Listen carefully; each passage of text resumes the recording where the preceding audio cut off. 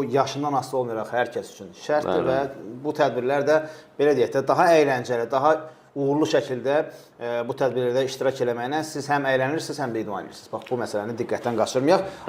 Ümumilikdə isə Qurban Qurbanov və onun komandasının qalibiyyəti və bir də Azərbaycan çempionluğu ilə mən bugün mediada gördüm. Bir tərəfdə Muhammed Salah və Liverpool futbolçularının və azarkeşlərinin çempionluğu var.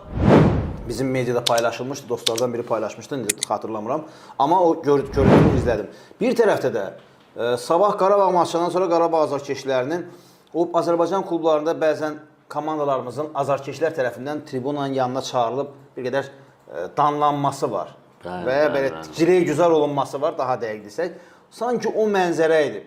Azarkeşlər narazılıq edirik, onlar da başlarını aşağı. Yəni Azərbaycan çempionluğu o qədər adiləşib ki, o qədər adiləşib ki, Azərbaycan çempionu olmaq, yəni Qarabağ üçün elə bil ki, belə də olmalıdır.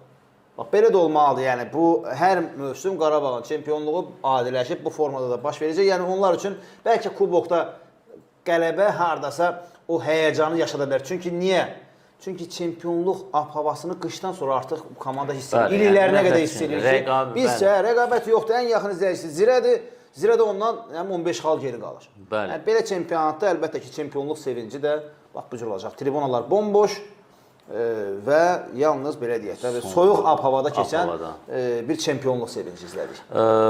Ramiz, çox gözəl vurğuladın və mən də elə fürsətdən istifadə edib hal-hazırda Sport Info TV vasitəsilə bizim efiri canlı izləyənlərin hər birini salamlayıram və əziz dostlar, əziz izləyicilər, Sport Info TV-nin YouTube kanalına abunə olmağa sizi dəvət edirik. Əgər olmamışsınızsa abunə olun ki, ən son videolardan, yayımlanan verilişlərdən xəbəriniz olsun. İlk növbədə siz xəbərdar olasınız və bir də sizdən xahişimiz odur ki, hal-hazırda izlədiyiniz videonu, yəni canlı yayımımızı bəyənin, paylaşın ki, daha geniş auditoriyaya gedib çatın.